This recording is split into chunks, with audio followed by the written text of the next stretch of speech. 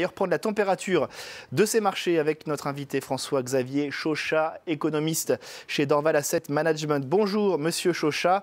Alors il semblerait que les discussions entre la Chine et les États-Unis qui doivent reprendre demain ne rassurent pas vraiment les investisseurs.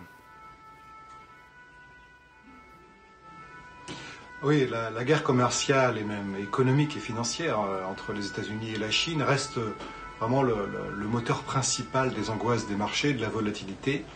Et la tension a plutôt tendance à croître dans la mesure où on observe un coût marginal croissant de cette guerre commerciale sur la croissance américaine, le climat des affaires, les exportations et l'investissement. Donc les investisseurs sont très attentifs à cette évolution.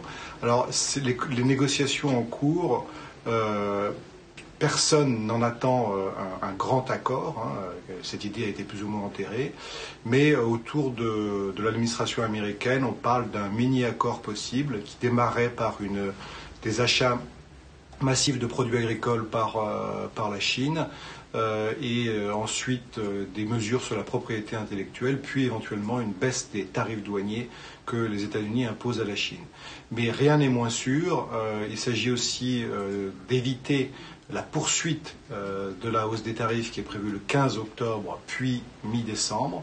Donc ce que les investisseurs attendent, ce n'est pas un grand accord, bien sûr, mais c'est au moins, au minimum, un gel des tarifs douaniers actuels, voire un petit peu mieux. Donc ça va donner vraiment la température pour le reste de l'année, je dirais.